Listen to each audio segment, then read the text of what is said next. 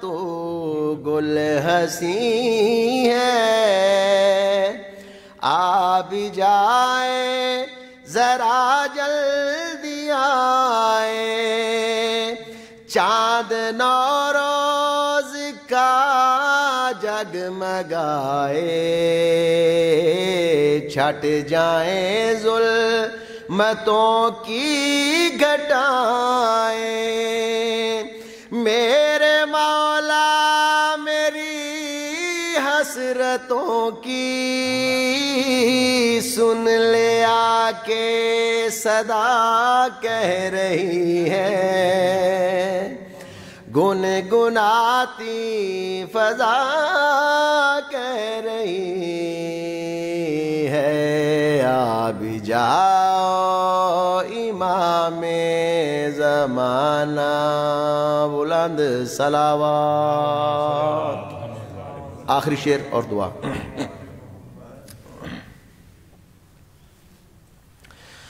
لوٹ کعبے کی جب لے کے آنا، در سکینہ کے بھی ساتھ لانا، لوٹ کعبے کی جب لے کے آنا،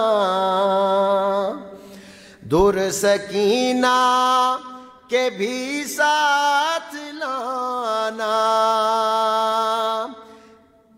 شمر مارے تھے جن سے تماچے، اس کمینے کہ وہ ہاتھ لانا، قبر میں رو رہی ہے وہ ابھی، کان اپنے چھپا کہہ رہی ہے، بے کفن بے ردا کہہ رہی ہے، آ بھی جاؤ امام زمانہ، بلند صلوات۔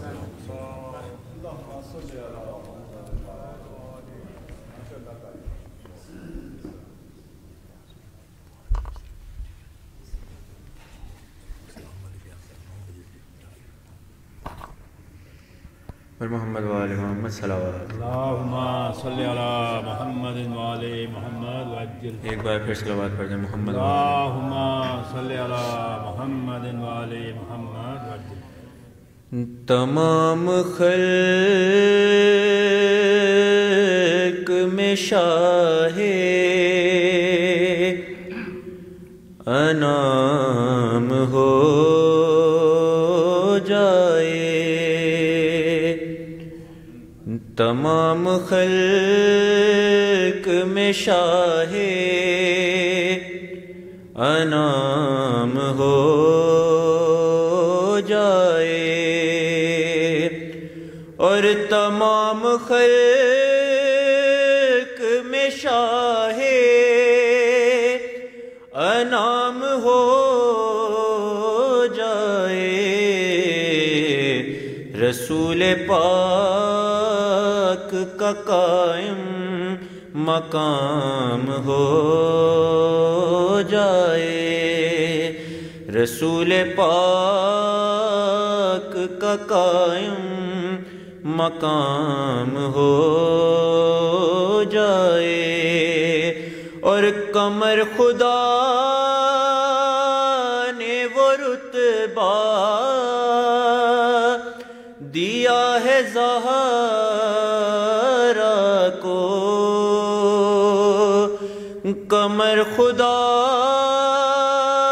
نے وہ رتبہ دیا ہے زہرا کو، جسے یہ دودھ پلا دے امام ہو جائے، جسے یہ دودھ پلا دے امام ہو सलवात मोहम्मद व आले मोहम्मद।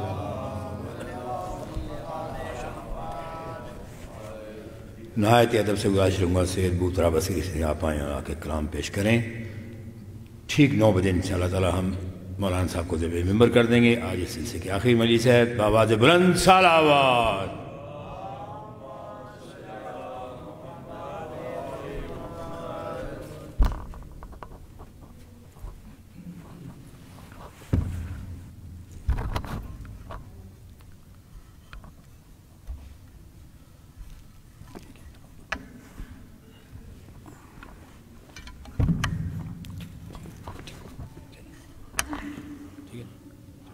बड़े खुशनुदी जनाब सैयदा ताहिरा बुलंद तरीन सलावत।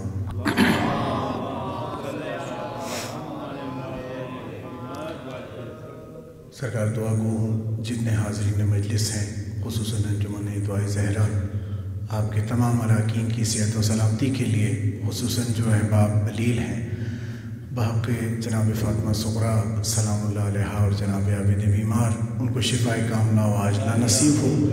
दसबस्ता गुजारिश करूँगा मेरे बरादर निस्बती सैयद मुबशिर हसन जाफ़ी साहब को ब्रेन हेमरेज हुआ, इस वक्त विम्स में एडमिट हैं।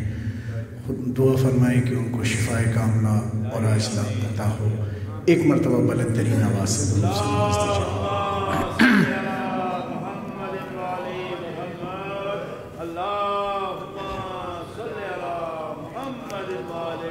मोहतरम करम उस्ताद सोस खान जनाब अब्बास नकवी साहब तशरीफ़ फरमा है। मुझसे पहले जितने बाप ने नजरान अक़ीदत पेश फरमाया और आपकी सेहत व सलामती के लिए एक मरतबा फिर बुलंद आवाज़ से दुआ पढ़ दीजिए।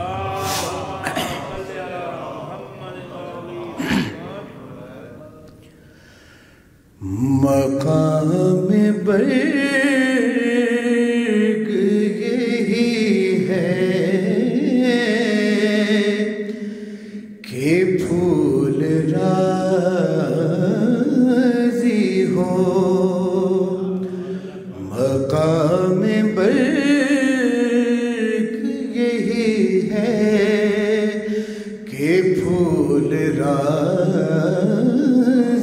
हो। वो खुश नसीब है जिससे रसूल राज़ी हो, और जिसे जिसे कहो मानूंगा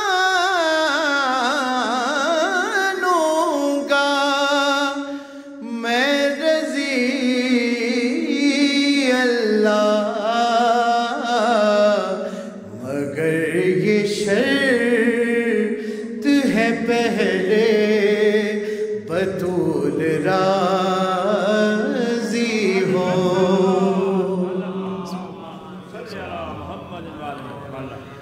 तामिल हुकुम में पाक बीबी के हुजूर चंद अशार और आखिर में ज़िक्र मसाइब इजाज़त चाहूँगा। एक मरतबा फिर बुलंद तरीन आवाज़ से तो उससे नवाज़ दीजिएगा। कैसे न करे सजदा तारा दर ज़हरा पर, कैसे न करे सजदा तारा दर ज़हरा पर। सूरज नजर आता है ज़र्रा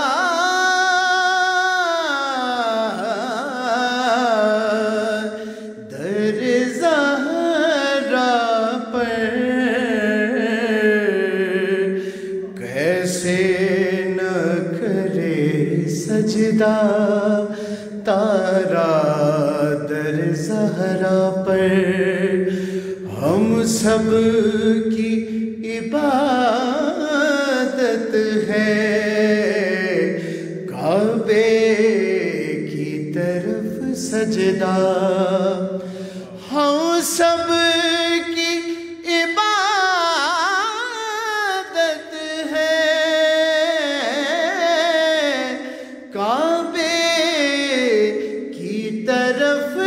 سجدہ اور کعبے کی عبادت ہے سجدہ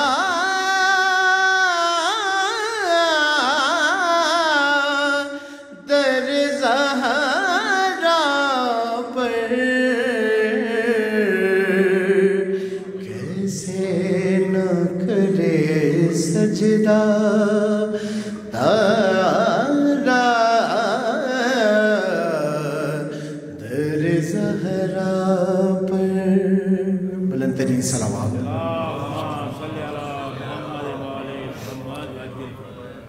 میں سرے ممبر جو کرتا ہوں ثنا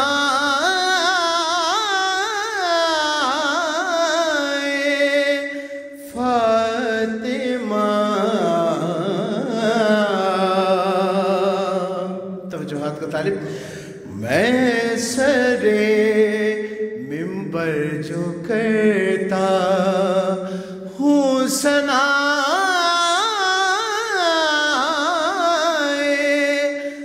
فاطمہ اس کا مطلب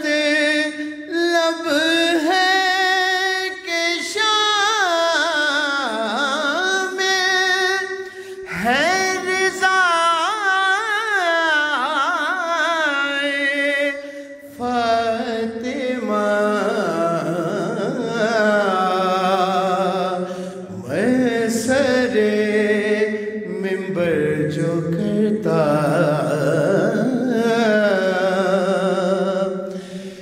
کر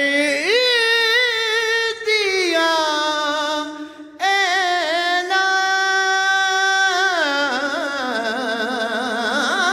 اعلان یہ اللہ کی یکتائی نے کہ فاطمہ جیسا نہیں کوئی سوائے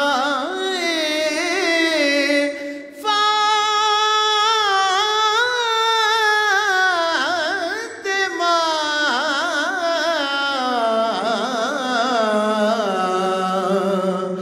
میں سرے ممبر جو کرتا اور شعر سخن مجمع تشریف فرمائیں ایک باریک شعر آپ کی سماعتوں کی نظر منتظر ہے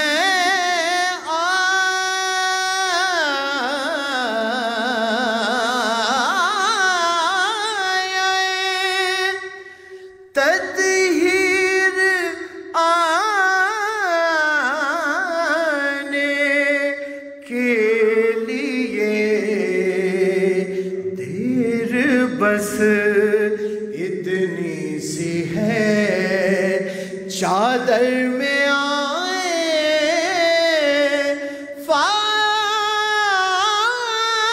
فاطمہ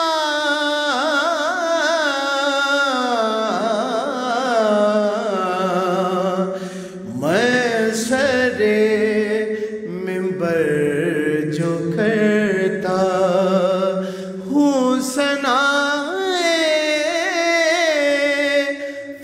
فاطمہ سرکار جو پردے کے اس پار میری مائیں بہنیں تشریف فرمائیں یہ مصرع بطور خاص ان کی جناب میں پیش کر رہا ہوں پاک بی بی کی ذات پہ ایک مرتبہ بلند آواز سے درود پڑھ دیجیے گا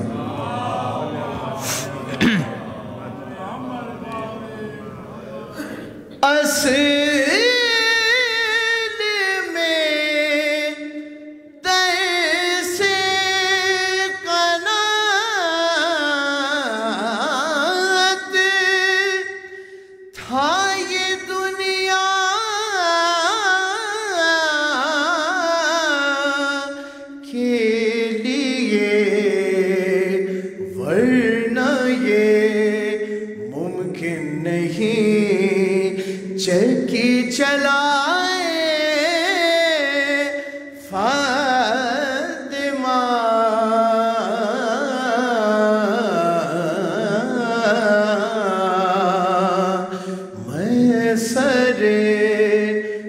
منبر جو کرتا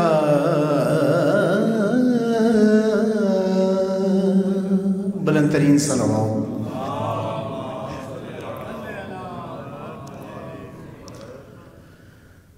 کہاں جائے آخر شکستہ ہے پہلو اکیلی ہے زہرا رونے پا پہرا مصائب کا صحرا اکیلی ہے زہرا کہاں جائے آخر بیاباں ہے ہر سو شکستہ ہے پہلو اکیلی ہے زہرا بیاں کس جا کروں درد اپنا ہے غیروں کی دنیا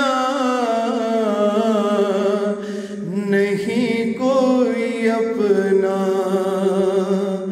کوئی جا کے بابا سے جا کر یہ کہہ دو کھیلے جاؤ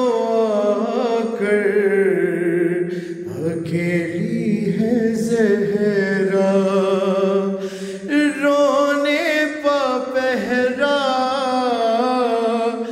مصائب کا صحرا اکیلی ہے زہرا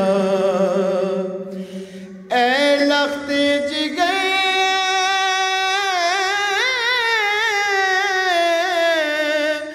حسن ابن حیدر یہ نانا کے پہلو میں سونے نہ دے گر تم آ جانا میلو میں سو جانا ماں کے بقیہ میں یہاں پر اکیلی ہے زہرا رونے پا پہرا مصائب کا صحرا اکیلی ہے زہرا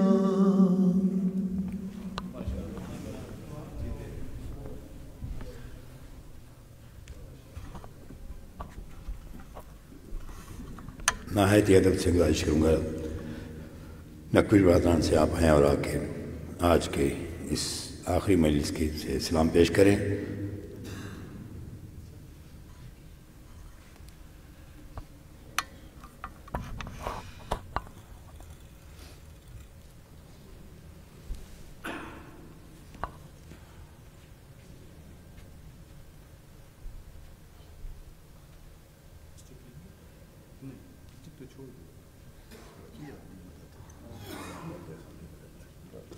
ہاتھ دے دیا نا مضبوط ہاتھ ہے آپ کے ہاتھ کی کیا بات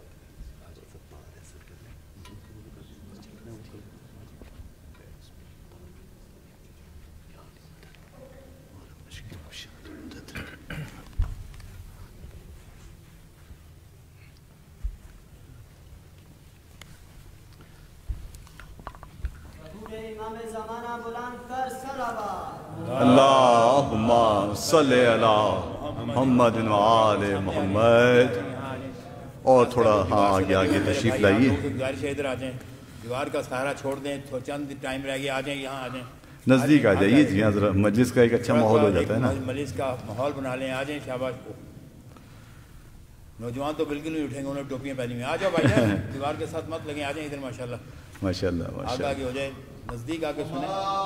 اللہم صلی علی محمد و آل محمد.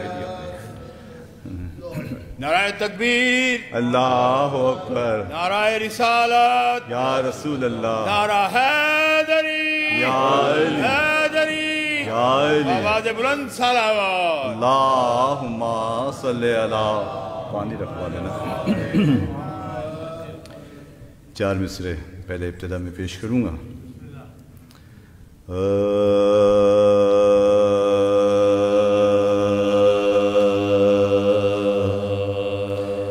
تجھے یہ خلد ہمیں بو ترا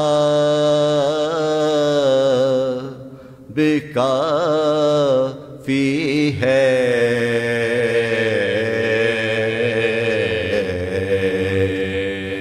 تجھے یہ خلد ہمیں بو ترا بے کافی ہے. اور غم حسین کا ہم کو نثار بے کافی ہے.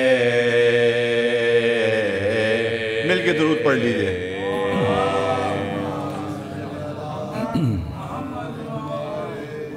غم حسین کا ہم کو نثار بے کافی ہے. اور شعر دیکھیے. یہ کون منکر آیات ہے سرے دربار. یہ کون منکر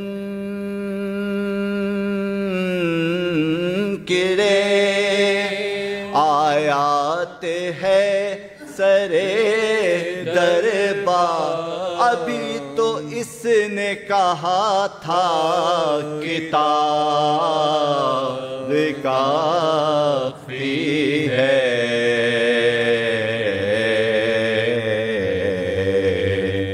تجھے یہ خلد ہمیں پترا. بلند تر نعرہ صلوات.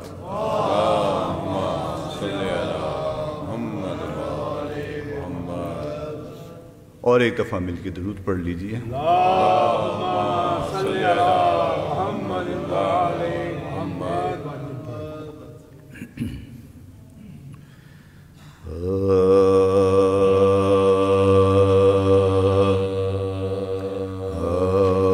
مال خدیجہ ضرب علی سجدہ حسین. مال خدیجہ ضرب علی سجدہ حسین. اسلام میں بس اس کے سوا اور کچھ نہیں. اور گر چاہتے ہو فاطمہ آئے بہشت سے گھر میں بچھا دو فرش عذاب. مل کے درود پڑھ لیجیے.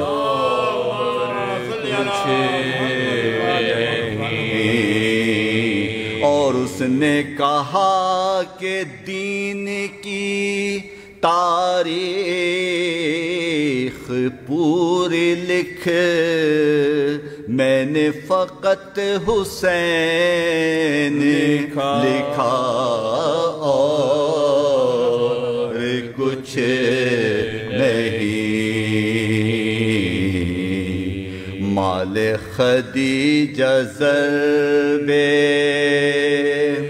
بلند تر نعرہ صلوات اللہم صلی علی محمد وآلِ محمد. سلام کے کچھ اشعار پیش کروں گا. رضا سرسوی مرحوم انڈیا کے بہت بڑے شاعر، اب ان کا انتقال ہو چکا، ان کا کلام ہے. توجہ چاہوں گا آپ کی، ایک دفعہ مل کے درود پڑھ لیجئے. اللہم صلی علی محمد وآلِ. باسط بھائی آپ آگے تشریف لائیے، باسط بھائی آپ آگے تشریف لائیے.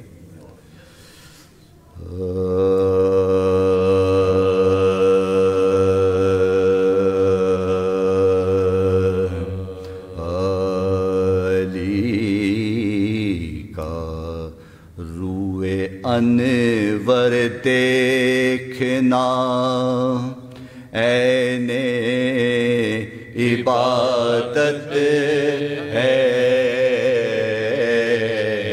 علی کا روئے انور دیکھنا عین عبادت ہے، مگر ان کو کہ جن کے دل میں زہرا کی محبت ہے، علی کا روئے انور سند ایمان کی اس سے مانگتے ہیں، کیا حماقت ہے. سند ایمان کی اس سے مانگتے ہیں، کیا حماقت ہے، کہ جس کے لال کی اللہ کے گھر میں ولادت ہے، جس کے لال کی اللہ کے گھر میں ولادت ہے. علی کا ذکر ان کو ہے اذیت، ہم کو راحت ہے. علی کا ذکر ان کو ہے اذیت، ہم کو راحت ہے. لڑائی کیوں لڑے آپس میں، اپنی اپنی قسمت ہے. لڑائی کیوں لڑے آپس میں، اپنی اپنی قسمت. تولا اور تولا پہ شعر دیکھیے. تولا اور تبرا تجھے قرآن میں دکھلاؤں. تولا اور تبرا تجھے قرآن میں دکھلاؤں. درود پاک سچوں پہ ہے اور جھوٹوں پہ لعنت ہے. مل کے درود پڑھ لیجئے. جھوٹوں پہ لعنت ہے. جھوٹوں پہ لعنت کی بات ہوئی، ایک شعر اور سن لیجئے لعنت کے حساب سے. کسی جھوٹے نے ساری عمر میں بس ایک سچ بولا. توجہ چاہوں گا. کسی جھوٹے نے ساری عمر میں بس ایک سچ بولا. علی سے دور ہونے میں ہلاکت ہی ہلاکت ہے.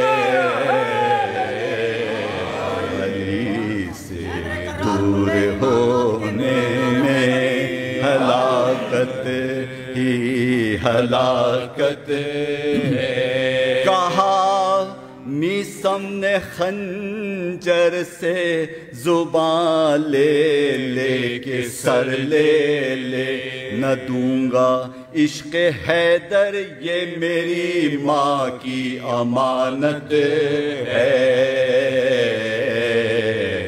نہ دوں گا عشق حیدر یہ میری، اور زباں کب کٹ گئی یہ بھی نہیں احساس می سمجھو، علی کے ذکر میں اللہ جانے کیسی لذت ہے، علی کے ذکر میں اللہ پکارا عشق حیدر تو حوادث سے ڈراتا ہے، علی والوں کو طوفانوں سے ٹکرانے کی عادت ہے، علی کا روئے انور دیکھنا، رائے خشنودی علی ابن ابی طالب بلندتر صلوات، صلی محمد وآل محمد، رائے خشنودی قائم آل محمد بلندتر صلوات، اللہم صلی محمد وآل محمد۔ سورہ فاتحہ۔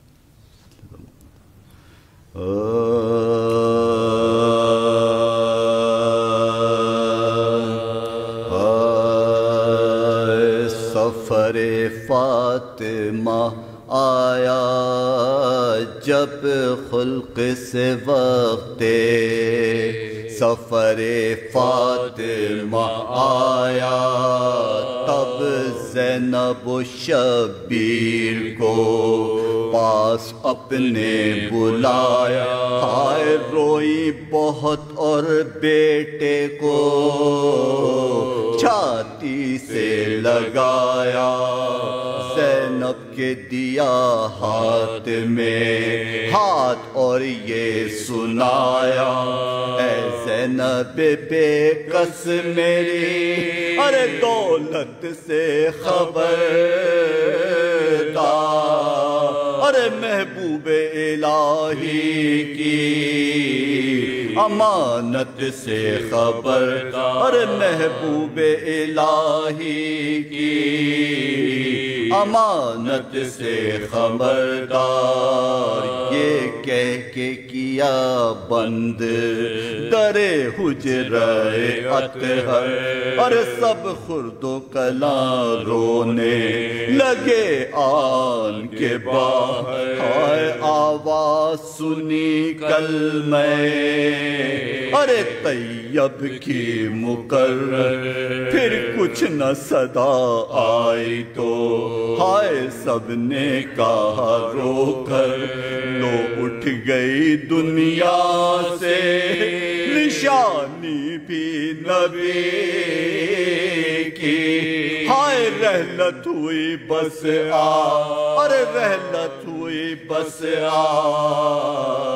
رسول مدنی کی، نہلا کے جو کفنانے لگے میت زہرا، زینب نے یہ کی عرض حضور شہ والا، آئے اماں کا میری ہاتھ تو ارے سیدھا کرو بابا، وہ رو کے پکارے یہ حمیدہ ہی رہے گا، تابوت میں پھر میت زہرا کو لٹا کر، ارے سب سے کہا لو بیویوں ارے رخصت کرو آ کر، سب بیبیاں تابوت پہ ہونے لگی قربان، مردے کی بلائیں لی ہر ایک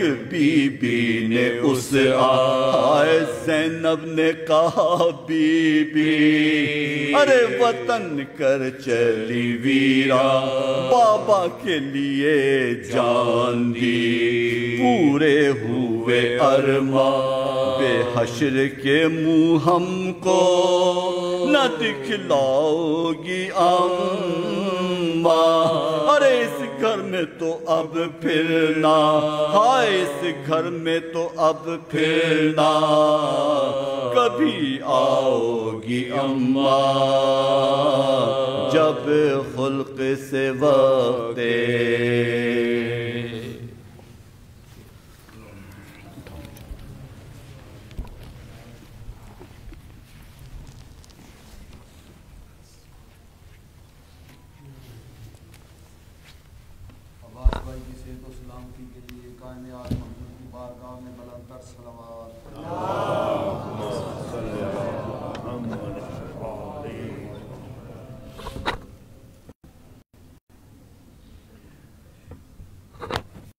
نہایت ہی ادب سے گزارش کروں گا جناب علامہ سید علی محمد نقوی صاحب سے آپ تشریف لائیں اور آج کی اس آخری مجلس سے خطاب فرمائیں۔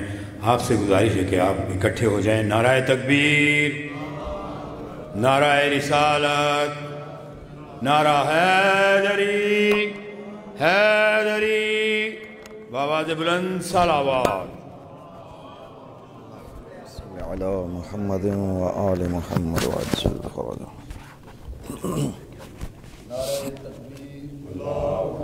اللہ اکبر، اللہ اکبر، یا رسول اللہ،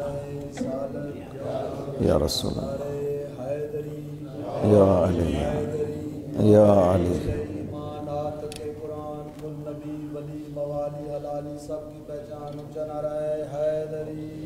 یا علی، یا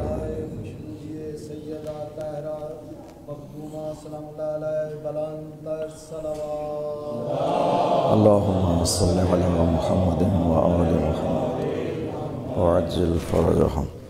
بسم اللہ الرحمن، اعوذ باللہ من الشیطان الرجیم، بسم اللہ الرحمن الرحیم، نحمدک و نستعینک یا ذا الجود والنعم، یا ذا الفضل والکرم، یا عالم السر والہمم، یا خالق اللوح والقلم، یا رب البیت والحرم، الصلاة والسلام علی النبی الأمی المکی المدنی، التجلی التام والمجل الاتم، مالک الحدوث سلطان القدم، ابی العقول والنفوس والبشر وهو علة العلل، ابی القاسم محمد، اللہم صلی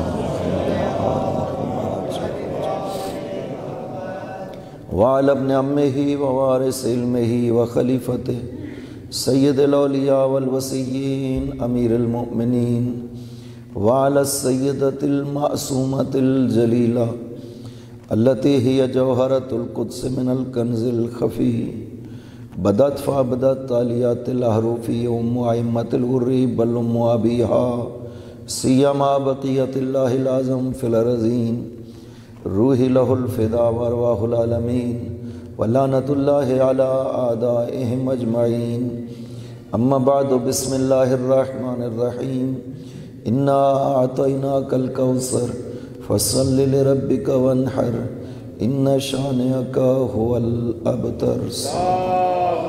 اللہم صلی محمد و آل محمد وعجل فرجہ۔ آپ سے گزارش ہے آپ کے مرحومین کے لیے اور دعائے زہرا کے جو جتنے اراکین جو دنیا سے چلے گئے ہیں ان کے لیے، اور اصغر عابدی صاحب کے مرحومین، ندیم کے مرحومین اور باقی دوستوں کے مرحومین کے لیے ایک مرتبہ سورہ فاتحہ، 3 مرتبہ سورہ توحید کی تلاوت کرنی ہے۔ بسم اللہ الرحمن الرحیم، الحمدللہ رب العالمین، الرحمن الرحیم، مالک یوم الدین، ایاک نعبد و ایاک نستعین، اہدنا الصراط المستقیم، صراط الذین انعمت علیہم غیر المغضوب علیہم ولا الضالین۔ بسم اللہ الرحمن الرحیم، قل هو اللہ احد اللہ الصمد لم یلد ولم یولد ولم یکن له کفوا احد۔ بسم اللہ الرحمن الرحیم، قل هو اللہ احد اللہ الصمد لم یلد ولم یولد ولم یکن له کفوا احد۔ بسم اللہ الرحمن الرحیم، قل هو اللہ احد اللہ الصمد لم یلد ولم یولد ولم یکن له کفوا احد۔ اللہم بحق الزہرا و ابیہا و بالہا و بنیہا والسر المستودع فيها اغفر للمؤمنين والمؤمنات والمسلمين والمسلمات خصوصا منهم المخصوصين والمخصوصات بفضلك ورحمتك يا أرحم الراحمين. صلوات بر محمد وآل اللهم صل على محمد وآل محمد وعجل فرجهم. خداوند عظیم نے ارشاد فرمایا انا آتیناک الکوثر، اے میرے نبی ہم نے آپ کو خیر کثیر عطا کی ہے، اس نعمت خدا پر شکر خدا ادا کریے. آپ خداوند عظیم نے پاک پیغمبر کو وجود سیدہ کی شکل میں وہ ہدیہ وہ عطیہ اپنی طرف سے عطا کیا اور ذات پیغمبر کے لیے خیر کثیر قرار دیا. اور یہ عظمت سیدہ کا وہ پہلو ہے کہ جس کا کسی اور کے لیے اندازہ کرنا ناممکن ہے کہ کتنی عظمتیں اس ذات گرامی میں ہونی چاہیے کہ جس کا وجود مقدس پاک پیغمبر کی ذات کے لیے خیر کثیر قرار پایا ہے.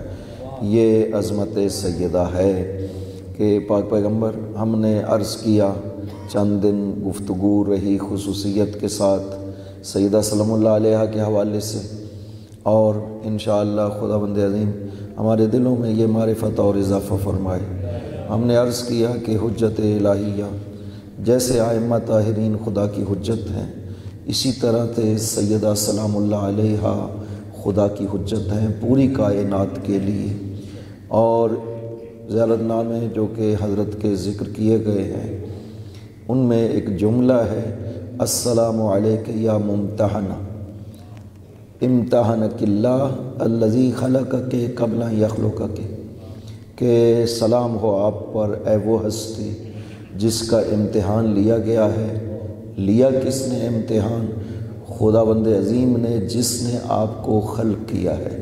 اور امتحان بھی کب لیا ہے؟ قبل ان یخلقک، آپ کو اس عالم میں بھیجنے سے پہلے آپ کا امتحان لیا ہے خداوند عظیم نے.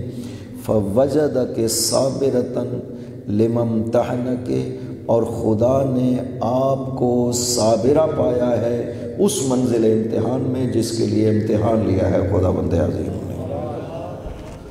اب وہ کون سے پہلو ہے؟ تو یہ بالکل انداز وہی ہے جو حجت الہیہ کے ساتھ ہوتا ہے. خداوند عظیم کا اس طرح سے امتحان لینا اور اس ہستی کو کائنات میں حجت بنا کر کے بھیجنا، باوجود اس کے کہ ظاہری منصب موجود نہیں ہے. لیکن ہم نے ایک مجلس میں عرض کیا تھا کہ کمالات منصب کی وجہ سے نہیں ہوتے، جو امامت ہے، نبوت ہے اور رسالت ہے، کمالات اس منصب کی وجہ سے نہیں ہے بلکہ کمالات ولایت کی وجہ سے ہے. اور ولایت سیدہ کو اسی طرح حاصل ہے جیسے پیغمبر و علی کو حاصل ہے ولایت. اللہم صلی علی محمد و آل محمد وعجل فرجہم. لہٰذا اس ولایت کی منزل میں سیدہ شریک ہیں ان ہستیوں کے ساتھ.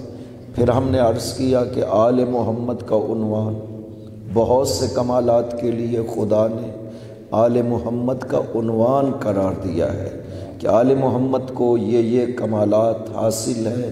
قرآن میں بیان ہوا، روایات میں بیان ہوا. لہٰذا آل محمد میں سیدہ سلام اللہ علیہ مرکز و محور قرار دی گئی ہیں. لہٰذا جو کمال بھی آل محمد کے لیے ثابت ہے سیدہ کے لیے وہ کمال ماننا پڑے گا. سیدہ سلام اللہ علیہ کو وہ کمال حاصل ہے چونکہ آل محمد کے وہ کمالات ہیں. اور سیدہ مولا امیر حسنین کریمین اور پاک پیغمبر کی ذات گرامی یہ وہ 5 ہستیاں تھیں. جب یہ آیت نازل ہوئی آیت تطہیر تو اہل بیت کا اس وقت مصداق یہ 5 ہستیاں تھیں. باقی ائمہ طاہرین جیسے جیسے تشریف لائے انہوں نے بتایا کہ ہم وہ اہل بیت ہیں جن کو خداوند عظیم نے طہارت کی سند عطا کی ہے. سیدہ سلام اللہ علیہ شریک ہے ان تمام کمالات کی جو خداوند عظیم نے آل محمد کے لیے قرار دی ہے. اگر پیغمبر فرماتے ہیں کہ کسی کا ایمان مکمل نہیں ہو سکتا جب تک میری ذات اسے اپنی ذات سے زیادہ محبوب نہ ہو جائے اور میری آل اسے اپنی آل سے زیادہ محبوب نہ ہو جائے، تو جیسے ایمان باقی آل کے لیے ضروری ہے، اسی طرح سے وہ ایمان و محبت سیدہ کے لیے بھی ضروری ہوگا۔ سیدہ سلام اللہ علیہا کی عظمتیں ہیں۔ خداوند عظیم نے وہ جو گھر ہے نا جسے بیت فاطمی کہا جاتا ہے، آپ اس کی عظمتوں کا اندازہ لگائیں کہ جس گھر میں یہ دو ہستیاں تشریف فرما ہے اور وہاں پر 4 بچوں کی تربیت کرتے ہیں، ایک چھوٹا سا کمرہ ہے ظاہری طور پر 7.5 میٹر چوڑائی اور کوئی 14 میٹر لمبائی، یہ وہ مساحت ہے اس کمرے کی، اس بیت کی جس بیت میں یہ ہستیاں تشریف فرما ہیں۔ آیت نازل ہوئی، سورہ نور کی آیت ہے کہ ارشاد فرمایا خداوند عظیم نے فی بیوت نازن اللہ ان ترفع و یذکر، کہ وہ بلند گھر خداوند عظیم نے جن کو اجازت دی ہے کہ انہیں بلند کیا جائے اور ان گھروں میں خداوند عظیم کا ذکر کیا جائے۔ کسی نے پوچھ لیا پاک پیغمبر سے فما ہذہ البیوت یا رسول اللہ، یہ کون سے گھر ہیں جن کا تذکرہ ہو رہا ہے کہ جن گھروں کو خداوند عظیم نے بلند کیا ہے، ان کے ذکر کو بلند کیا ہے، یہ کون سے گھر ہیں؟ آپ نے فرمایا بیوت الانبیاء، نبیوں کے گھر ہیں۔ جب آپ پاک پیغمبر یہ جواب دیتے ہیں کہ نبیوں کے گھر ہیں، تو اب ایک بزرگ صحابی کھڑے ہو کر اشارہ کرتے ہیں اس بیت کی طرف، بیت علی و فاطمہ کی طرف اشارہ کر کے سوال کرتے ہیں وَهَذِهِ مِنْهَا، کیا یہ بیت بھی انہی بیوت میں سے ہے؟ فرمایا نعم ومن افاضلها، نہ صرف ان میں سے ہے بلکہ افضل ترین بیت ہی یہی ہے جسے خدا نے بلند کیا۔ اللہم صلی علی محمد و آل محمد وعجل فرجہ۔ اب جب پاک پیغمبر نے کہہ دیا تھا کہ بیوت الانبیاء مراد ہے، تو سننے والوں کو یقین ہو جانا چاہیے تھا نا کہ یہ بیت اس میں شامل نہیں ہو سکتا، چونکہ کہہ جو دیا کہ نبیوں کے گھر ہیں، اس کا مطلب ہے کہ اس گھر کو نبی سے برابر نسبت حاصل تھی وجود سیدہ کی وجہ سے۔ کہا نا روحی ہے فاطمہ میری روح ہے، یعنی فاطمہ کا گھر میرا گھر ہے، یہ بھی نبیوں کے گھروں میں سے ایک گھر ہے۔ فاطمہ نبی نہیں ہے، پیغمبر نبی ہے، لیکن فاطمہ روح پیغمبر ہے، تو جہاں پہ فاطمہ رہتی ہے، یہ حدیث ہے ایک کہ فاطمہ جو ہے، ایک بڑی خوبصورت حدیث ہے امام موسیٰ کاظم علیہ السلام، اللہم صلی علی محمد و آل محمد وعجل۔ پاک پیغمبر نے ارشاد فرمایا ہے کہ من ہتک بیتہا فقد ہتک بیتی، جس نے فاطمہ کے گھر کی حد کی حرمت کی، اس نے میرے گھر کی حد کی حرمت کی، یعنی ان کے گھر کو وہ اپنا گھر قرار دے رہے ہیں۔ لہٰذا وہ بیوت انبیاء میں شامل ہے جہاں پہ فاطمہ رہتی ہیں۔ اور پھر پاک پیغمبر نے فرمایا کہ نہ صرف یہ نبیوں کے گھروں میں سے ہے بل من افاضلہا، بلکہ سب سے افضل ترین گھر یہی ہے۔ اب گھر تو خود اس کی کوئی حیثیت نہیں ہوتی ہے، گھر کی اس نسبت کو دیکھا جاتا ہے کہ وہ کس کے ساتھ نسبت رکھتا ہے۔ بیت اللہ اسی طرح سے، خانہ کعبہ یہ ہے تو پتھروں کا گھر ہے نا۔ مولا امیر نے ارشاد فرمایا کہ یہ پتھر ہے اور سیاہ پتھر ہیں اور سنگلاخ پہاڑوں کے درمیان میں ہے۔ خطبہ قاسیہ میں حضرت نے فرمایا ہے کہ خداوند عظیم نے اپنے گھر کو اس طرح کیوں بنایا، پہاڑوں سنگلاخ پہاڑوں کے درمیان جہاں پہ نہ کچھ اگتا ہے نہ کچھ سبزہ ہے، کچھ بھی نہیں ہے، انسانوں کی آزمائش کے لیے اس گھر کو جو پتھر کا گھر ہے جس میں پتھر لگا ہوا ہے اور کچھ بھی نہیں ہے، خدا نے اس کو اپنی رضا کا شعبہ قرار دیا ہے، چونکہ میرے ساتھ نسبت رکھتا ہے یہ گھر۔ اس میں عظمتیں پائی جاتی ہیں اس بیت میں کہ اس کا طواف فخر ہے انسانیت کے لیے۔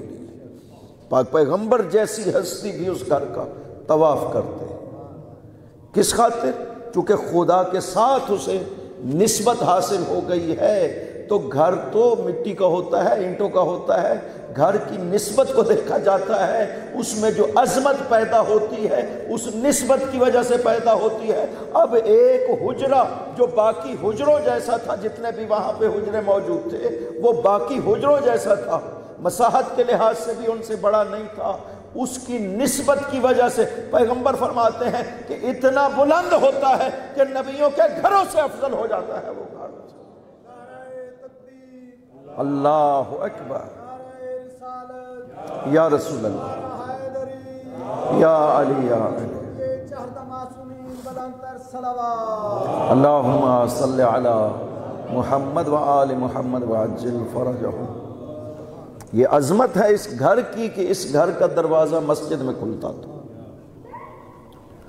देखा देखी बहुत से जो और अतराफ में घर थे, उन्होंने भी अपने दरवाज़ों से एक छोटा दरवाज़ा होता है, बड़े दरवाजे से एक छोटा दरवाज़ा, खिड़की से बड़ा दरवाज़ा, वो भी मस्जिद में बहुत सोने खोल लिए थे, क्योंकि इस घर का दरवाज़ा मस्जिद में खुलता है। इस घर का और कोई दरवाज़ा नहीं था, इसका दरवाज़ा सिर्फ मस्जिद में था।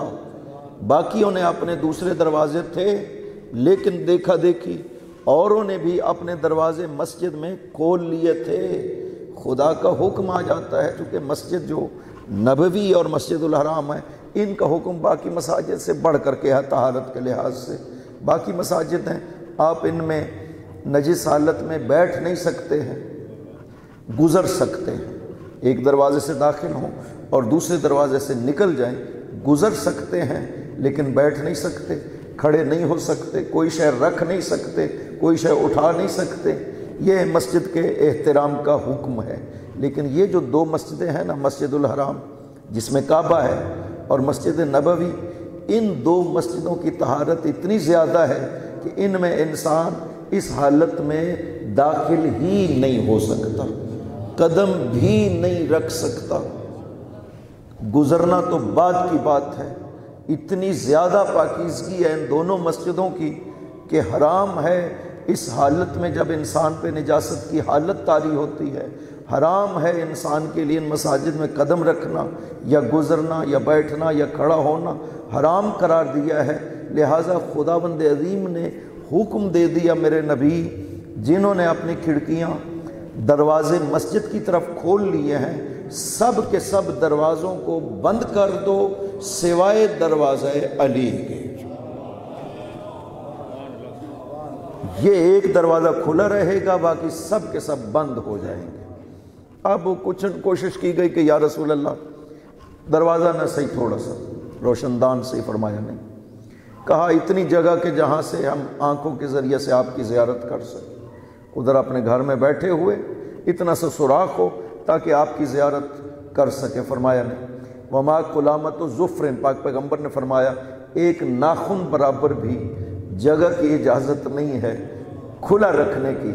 अब बात की गई चचा से, हमज़ा से, कि जाओ तुम बात करो, चूँकि अली का दरवाज़ा खुला हुआ है, आप तो बुज़ुर्ग हैं बनी हाशिम के, तो आप जा कर के बात करो। बाज़ रिवायात में हम अब इब्न अब्बास कहा गया और बाज़ में हमज़ा कहा गया। चचा आए और आकर के बात की, बाकी भी साथ थे कि या रसूल अल्लाह ये आपने क्या किया, आपने हमारा दरवाज़ा जो है वो बंद कर दिया और अली का दरवाज़ा खुला रखा है, तो या तो फिर वो भी बंद कर देते, अगर बंद ही करने थे तो सब बंद कर देते, सिर्फ वो एक दरवाज़ा क्यों खुला रखा है। पाक पैगम्बर ने इरशाद फरमाया कि खुदा की कसम, मा फतह तो अब मा सदत तो अबवाबकुम वला फतह तो बाबा अली वलाकिन्नल्लाह सद्ददा अबवाबकुम व फतह बाबा अली। खुदा की कसम, मैंने न तुम्हारे दरवाज़ों को बंद किया है और न ही मैंने अली के दरवाजे को खोला है। वो खुदावंद है जिसने तुम्हारे दरवाज़ों को बंद किया और अली के दरवाजे को खुला रखा है। या अली या अली।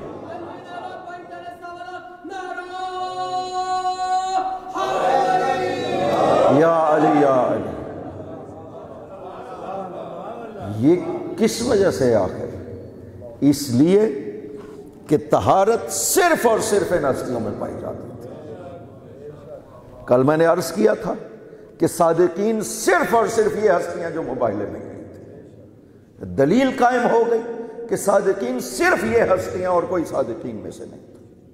इसी तरह ताहिर और पाकीज़ा सिर्फ ये हस्तियां हैं जिनके दरवाजे को खोला रखा।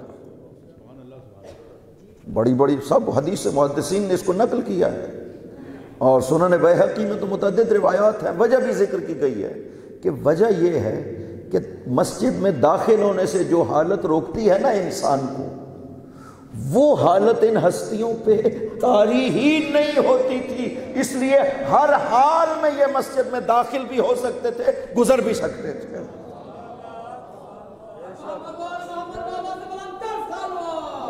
अल्लाहुम्मा सल्ली अला محمد و آل محمد وعجل فرج۔ یہ دلیل ہے آیت تطہیر کی عملی تفسیر کے ساتھ خدا کی طرف سے، تاکہ کوئی اور دعویٰ نہ کر سکے، کیونکہ دعویٰ کر لیتے ہیں۔ اہل بیت میں داخل کیا گیا، کہا امت پیغمبر، آل پیغمبر یعنی امت پیغمبر۔ یہ حدیث ہے موجود برادران کی طرف کہ پوری امت جو ہے وہ آل پیغمبر۔ اس طرح کے دعوے ہوتے رہے ہیں اور کر لیتے ہیں۔ خداوند عظیم نے سارے راستے بند کرنے کے لیے دلیل کے ساتھ ثابت کیا، جیسے کونوا مع الصادقین، کل میں نے عرض کیا تھا کہ صادقین کا کوئی بھی دعویٰ کر سکتا ہے کہ ہم بھی صادق ہیں، ہم بھی سچے ہیں۔ خداوند عظیم نے مباہلہ میں دلیل قائم کر دی ہے کہ صرف یہی ہیں جو صادقین ہیں۔ آیت تطہیر میں بھی اسی طرح سے ہو سکتا تھا، کیا گیا، چونکہ آگے پیچھے جو آیات وہ آپ جانتے ہیں سورہ احزاب کی، یہ 33 نمبر آیت کا ایک حصہ ہے آیت تطہیر۔ آگے پیچھے آیات میں ذکر جو ہے وہ ازواج کا ہے، لہٰذا اس کو دیکھتے ہوئے، اس کو کہتے ہیں سیاق عربی میں، کہ جو آگے پیچھے آیتیں ہیں وہ چونکہ ازواج کے متعلق ہیں، لہٰذا یہ آیت بھی بیچ میں ازواج کے ہی متعلق ہونی چاہیے، تو شامل کر لیا گیا۔ معنی کو نہیں دیکھا ہے، صرف سیاق کو دیکھا ہے کہ سیاق تقاضا کرتا ہے وہ داخل ہونے چاہیے۔ سیاق نہیں دیکھا جاتا ہے، معنی دیکھا جاتا ہے کہ وہ طہارت پائی جاتی ہے یا نہیں پائی جاتی ہے کسی اور کو۔ معنی نہیں دیکھنا ہے، سیاق کو دیکھنا ہے، چونکہ سیاق یہ ہے۔ آگے پیچھے والی چونکہ آیات ایسی ہیں، نہ معنی دیکھو بھائی وہ معنی ان میں پایا جاتا ہے یا نہیں پایا جاتا ہے۔ خدا نے کہا ہے کہ رجس کو میں نے آل محمد سے دور رکھا ہے۔ پکا اور حتمی یقینی ارادہ ہے خداوند عظیم کا کہ رجس آل محمد کے قریب نہیں آ سکتا۔ رجس ہر قسم کی نجاست، قذارت، شک، شبہ، نسیان، یہ سب چیزیں رجس ہیں، ان میں سے کوئی چیز بھی آل محمد کے قریب نہیں آ سکتی ہے۔ اور خدا برعکس اگر کہہ دیتا نا تو پھر ایک احتمال پیدا ہو جاتا۔ خدا کہتا کہ میں نے آل محمد کو رجس سے دور کر دیا ہے، تو یہ احتمال پیدا ہو جاتا کہ رجس ان کے قریب تھا، خدا نے ان کو رجس سے دور کر دیا۔ خدا نے کتنی احتیاط سے الفاظ کو استعمال کیا ہے، کہا لِيُذْهِبَ عَنْكُمْ الرِّجْسَ، آپ کو دور نہیں کیا ہے رجس سے، بلکہ رجس کو آپ کی پاکیزہ ساحت سے دور کر دیا۔ یہ تصور ہی پیدا نہیں ہو سکتا کہ آل محمد کے قریب رجس آ سکتا ہے۔ برائے خوشنودی سیدہ طاہرہ بلند تر صلوات، اللہم صلی علی محمد و آل محمد وعجل فرجہم۔ لہذا خدا نے عملاً یہ دلیل کی خاطر، تاکہ پتہ چل جائے کہ وہ آل محمد کیسی ہستیاں ہیں جن کی پاکیزگی کا یہ عالم ہے کہ ان کے اوپر کوئی ایسی کیفیت نہیں طاری ہو سکتی کہ وہ مسجد میں داخل نہ ہو سکے، جن کا راستہ ہی مسجد ہے، ان کا دروازہ کھلا رکھو، اس لیے کہ یہاں کوئی خطرہ نہیں ہے کہ کوئی حالت طاری ہوگی تو مسجد میں داخل ہونا ممنوع ہو جائے گا۔ تو آپ نے دیکھا اس میں بی بی بھی موجود ہیں، شہزادے بھی موجود ہیں، مولا بھی موجود ہے، پیغمبر بھی موجود ہیں۔ ان سب کی پاکیزگی کا ایک ہی معیار ہے کہ یہ مکمل پاک و پاکیزہ ہیں اور ہر حال میں پاکیزہ ہیں۔ یہی وجہ ہے کہ جس وقت امام حسن، بی بی عائشہ کی یہ روایت ہے، امام حسن علیہ السلام دنیا میں تشریف لاتے ہیں، مغرب سے تھوڑی دیر پہلے حضرت کی تشریف آوری ہوئی اور بی بی پاک نے مغرب کی نماز پڑھی ہے۔ یہ عظمت سیدہ ہے، یہ طہارت اور پاکیزگی ہے سیدہ سلام اللہ علیہ کی کہ بی بی نے مغرب کی نماز پڑھی ہے امام حسن علیہ السلام کی ولادت کے ساتھ ہی۔ یہ ہے پاکیزگی، یہ ہے وہ عظمت جو خداوند عظیم نے ان ہستیوں کو عطا کی ہے، اور سیدہ سلام اللہ علیہ کو خداوند عظیم نے البتول العذراء قرار دیا ہے۔ اللہم صلی علی محمد و آل محمد وعجل فرجہم۔ اور یہ تو ذاتی کمالات ہیں نا، نسبتوں کے کمالات بھی بڑے عجیب ہیں جو خود تشریف لائیں جب دنیا میں۔ خداوند عظیم نے کتنا اہتمام فرمایا کہ جنت کی وہ عظیم ترین خواتین جو 4 ہیں ان کو زمین پر بھیجیں گے۔ حوا تشریف لائی، مریم تشریف لائی، سارہ تشریف لائی، آسیہ تشریف لائی۔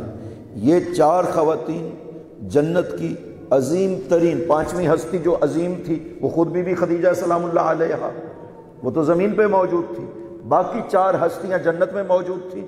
خداوند عظیم نے صرف سیدہ کے استقبال کے لیے جنت کی تمام عظیم ہستیوں کو زمین پر بھیجا کہ فاطمہ تشریف لا رہی ہیں۔ اللہم صلی علی محمد و آل محمد وعجل فرجہ۔ اور نسبتوں کے لحاظ سے ایک اور نسبت جو بہت عظمت کی نسبت ہے، جس پہ میں نے ایک حدیث پہلے نقل بھی کی ہے، ذکر کی ہے کہ پاک پیغمبر نے فخر فرمایا ہے، المہدی، میرا بیٹا مہدی ہوگا، جب تشریف لائے گا تو عیسیٰ اس کے پیچھے آسمان سے اتر کر کے نماز پڑھنے والوں میں شامل ہوں گے۔ اس پہ پاک پیغمبر نے فخر کیا ہے۔ اور سیدہ سلام اللہ علیہا کی عظمت یہ ہے کہ مہدی اولاد سیدہ میں سے سنن اللہم صلی علی محمد و آل محمد وعجل فرجہ۔ سنن نبی داؤد میں یہ روایت ہے، المہدی من عطرت من ولد فاطمہ، مہدی میری عطرت ہے، میری بیٹی فاطمہ کی اولاد میں سے۔ یہ کتنی عظمت ہے آل محمد کے لیے کہ وہ ہستی جس کا انتظار سب کا، پاک پیغمبر کو حکم ہوا کہ ان کو کہہ دو کہ قل فانتظروا انی معکم من المنتظرین، تم بھی انتظار کرو میں بھی انتظار کر رہا ہوں۔ انتظار اس ہستی کا جس نے ایسا مقصد آ کر کے پورا کرنا ہے اس کائنات میں جو آج تک نہیں ہو سکا۔ کچھ کام ہے جو خدا کرنا چاہتا ہے کائنات میں، آج تک وہ کام نہیں ہو سکے۔ خدا چاہتا ہے کلمہ توحید پوری دنیا پر پھیل جائے، چھا جائے، جہاں جہاں تک انسان بستے ہیں وہاں وہاں پر لا الہ الا اللہ کی آوازیں بلند ہونی چاہیے۔ خدا یہ چاہتا ہے لیکن آج تک یہ کام نہیں ہوا ہے کہ پوری زمین پر کلمہ توحید چھا گیا ہو۔ خدا چاہتا ہے کہ امن پوری زمین پر نافذ ہو جائے، آج تک یہ کام نہیں ہو سکا۔ امنیت کا گہوارہ بن جائے زمین، امن سے بھر جائے زمین، آج تک یہ کام زمین پر نہیں ہوا لیکن خدا چاہتا ہے۔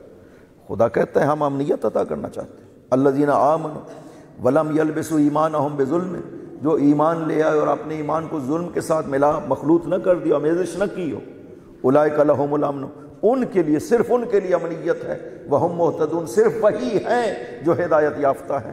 امنیت دوسرا مقصد ہے خداوند عظیم کا جو اس دنیا میں پورا کرنا چاہتا ہے، آج تک پورا نہیں ہوا۔ تیسرا مقصد ہے عدالت، کہ اس کائنات میں عدالت نافذ ہونی چاہیے، ایسی عدالت ہو کہ گھروں تک عدل پہنچ جائے۔ یہ پوری زمین میں آج تک نہیں ہو سکا۔ چوتھا مقصد ہے کہ ظلم ختم ہو جائے، اس کائنات میں ظلم باقی نہیں رہنا چاہیے۔ اور چوتھے مقصد میں ہی کہیں کہ حکومت حقہ الہیہ قائم ہونی چاہیے، اس پوری کائنات میں الہی حکومت کا قیام ہونا چاہیے۔ خدا یہ مقاصد اس کائنات میں پورے کرنا چاہتا تھا جب سے نبی بھیجے، مقصد ہی یہی ہے نبیوں کے بھیجنے کا کہ انسانوں کو امنیت، انسانوں کو عدل، توحید تمام دنیا پہ چھا جائے۔ مقصد یہ تھا خداوند عظیم کا نبیوں کو بھیجنے کا، لیکن آج تک یہ مقصد پورا نہیں ہو سکا۔ وہ چاہتا ایک امر کے ذریعے سے، جو کہتا ہے نا کن انما امرہ اذا اراد شیئا ان یقول لہ کن فیکون، کن کہنے سے خدا ارادہ کر دیتا نا، کن ہو جاؤ تو ہو جاتا۔ وہ چاہتا کہ سب کے سب مومن ہو جائیں، سب مومن ہو جاتے۔ لو شاء لہداکم اجمعین، اگر خدا چاہتا تو سب کو ہدایت عطا کر دیتا۔ وہ ایسا نہیں چاہتا کہ میرے حکم سے، میرے امر سے، یعنی امر تکوینی یقینی جو قدرت خدا ہے اس کے ذریعے سے زبردستی مسلمان بنا لیا جائے نا۔ وہ کہتا ہے تم اپنے اختیار سے اس دنیا میں نبیوں کا ساتھ دو، اس معاشرے کو امن بنانے کے لیے، اس معاشرے میں عدالت قائم کرنے کے لیے تم نبیوں کا ساتھ دو تاکہ یہ مقصد حاصل ہو سکے۔ انسانوں نے قبول کیا کچھ نے، اکثریت نے نبیوں کو قبول نہیں کیا ہے۔ پاک پیغمبر تشریف لے آتے ہیں، سارے نبی منتظر تھے پاک پیغمبر کے تشریف لانے کے، اس میں بھی پاک پیغمبر تشریف لے آئے، بہت لوگ مسلمان ہو گئے۔ خدا نے قرآن کریم میں ارشاد فرمایا کہ یدخلون فی دین اللہ افواجا، لوگ فوج در فوج دین خدا میں داخل ہونے لگے۔ مقصد پورا ہو گیا، لیکن حکومت حق الہیہ پوری دنیا پہ قائم نہ ہو سکی۔ آج تک عیسائیت باقی ہے، یہودیت باقی ہے، سب نے پاک پیغمبر پہ ایمان قبول نہیں کیا تھا۔ عدل اسی طرح ہر جگہوں پہ قائم نہیں ہو سکا، جہاں جہاں پر وہ مختصر سی حکومت تھی پاک پیغمبر کے دور میں عدل قائم ہو گیا۔ پھر بعد میں عدل الہی کا ایک نمونہ مولا کی حکومت میں پیش ہوا، لیکن وہ ایک محدود سی جگہ تھی جہاں پہ عدل کو قائم کیا مولا امیر المؤمنین نے۔ اس تاریخ میں بڑا نمونہ جو عدل کے قیام کا آج تک گزر چکا ہے وہ حکومت امیر المؤمنین ہے۔ جار جرداق نے یہ جملہ لکھا ہے، قتل فی محراب عبادتہ لشدت عدلہ، کہ علی اپنے محراب عبادت میں اپنے عدل کی شدت کی وجہ سے قتل ہو جاتے ہیں۔ عدل اتنا زیادہ، میں نے ابھی 2 دن پہلے وہ روایت ذکر کی ہے کہ جناب عقیل نے جب کہا تھا کہ میری عطا اور بخشے جو بیت المال سے ملتی ہے اس میں اضافہ فرمائیے، تو فرمایا علی ایسا نہیں کر سکتا، یہ میرا مال نہیں ہے، یہ مسلمانوں کا مال ہے۔ طلحہ و زبیر اپنی حوالے سے بات کرنے کے لیے حاضر ہوئے، بیت المال کے چراغ کو بجھا دیا علی نے۔ دھوپ پہ کھڑے ہوئے تھے، بات کر رہے تھے۔ آگے بڑھتا ہے طلحہ کہ ہم بات کرنا چاہتے ہیں آپ سے، تو آپ اجیر سے کھڑے ہو کر دھوپ میں بات کر رہے تھے۔ ایک کام کرنے والا بندہ بلایا ہوا تھا، وہ جو کام کر رہا تھا، تو اس کے پاس کھڑے ہو کر کے دھوپ میں کام کر رہے تھے۔ آئے ان میں سے ایک شخص آیا، دونوں میں سے، کہ میں آپ سے بات کرنا چاہتا ہوں۔ آپ نے وہیں کھڑے ہوئے فرمایا کہ بولو کیا چاہتے ہو؟ اس نے کہا مولا ذرا سائے میں آ جائیے، دیوار کے سائے میں۔ آپ تشریف لے آئے دیوار کے سائے۔ اس نے کہا وہ بات کرنی تھی، عطا جو مل رہی ہے وہ 3 درہم ملتی ہے جیسے باقیوں کو ملتی ہے، ہمیں بھی ویسی مل رہی ہے، تو ہم تو ساتھ دینے والوں میں سے تھے، ہمیں تو زیادہ ملنی چاہیے تھی۔ فرمایا نہیں، علی اپنے لیے بھی اتنا ہی حق سمجھتا ہے جتنا عام مسلمان کے لیے حق ہے۔ یا علی، میں خود بھی 3 درہم لیتا ہوں، اس سے زیادہ میں بھی نہیں لیتا ہوں۔ تو یہ ایک عدل علی کا جو نمونہ ہے نا اس کائنات میں، وہ پہلے کہیں نہیں دیکھا گیا ہے مولا علی کا، لیکن وہ بھی پوری کائنات میں تو نہیں چھا سکا تھا، وہ محدود علاقہ تھا، وہاں پہ یہ حکومت عدل قائم ہو گئی تھی۔ لیکن پوری کائنات میں حکومت عدل قائم ہونا یہ آج تک کائنات میں نہیں ہوا ہے۔ خداوند عظیم یہ مقاصد پورے کرنا چاہتا ہے۔ پاک پیغمبر کو کہا کہ یہ غیب کے بارے میں سوال کرتے ہیں، قل الغیب للہ، آپ ان سے کہیں نا، ارشاد فرمائیے کہ غیب جو ہے وہ اللہ کے لیے ہے۔ فانتظروا انی معکم من المنتظرین، تم بھی انتظار کرو، میں نبی بھی تمہارے ساتھ انتظار کرنے والوں میں سے شامل ہوں، میں بھی انتظار کر رہا ہوں، تم بھی۔ معصوم نے اس آیت کے ذیل میں ارشاد فرمایا کہ اس سے مراد ہمارا مہدی ہے، جب تشریف لائے گا تو وہ مقصد پورا کر دے گا جو خدا پورا کرنا چاہتا تھا اس کائنات میں۔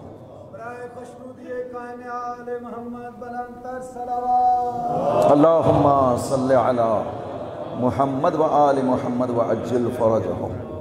خداوند عظیم نے کتنی آیات میں اس حقیقت کو بیان کیا ہے۔ ہماری مجالس، ہماری محافل یہ خالی نہیں ہونی چاہیے ذکر مقدس امام زمان سے۔ ہماری ذمہ داری معرفت امام زمان حاصل کرنا ہے، کیونکہ وقت کے امام وہ ہیں۔ ایک بزرگ ہمارے مرج مجتہد جو ہیں وہ مولا امیر کی خدمت میں ایک رکا پیش کرتے ہیں کسی مسئلے کا حل پوچھنے کے لیے، تو حضرت اسے رہنمائی کرتے ہیں کہ جاؤ مسجد ساحلہ میں اپنے امام کے حضور میں جاؤ۔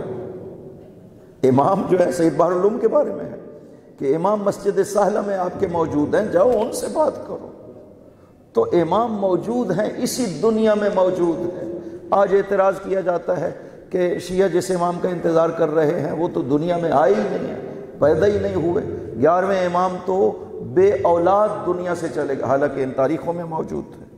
کامل نے لکھا، ابن اسیر نے کامل میں لکھا ہے، ذہبی نے تاریخ الاسلام میں لکھا ہے 256 کے واقعات میں کہ جس وقت آپ کے بابا کی شہادت ہوتی ہے اس وقت آپ 4 سال 5 سال کے تھے۔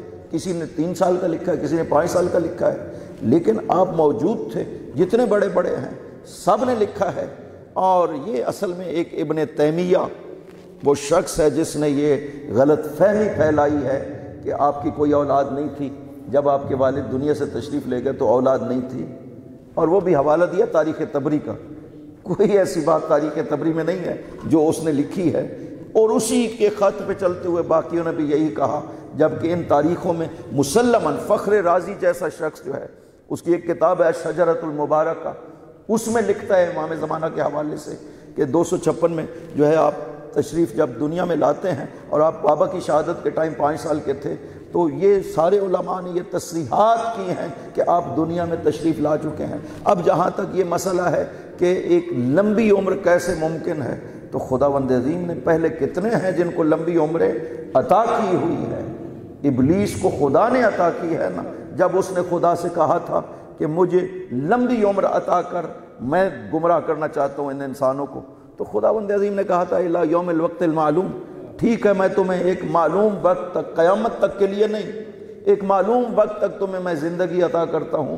تو وہ خدا کی دی ہوئی زندگی جی رہا ہے، اور کب سے جی رہا ہے؟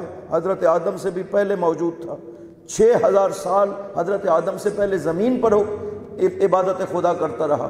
اگر وہ اتنی لمبی عمر جی سکتا ہے تو کسی اور کو اگر خدا عمر لمبی دینا چاہتا ہے تو کیوں نہیں جی سکتا ہے؟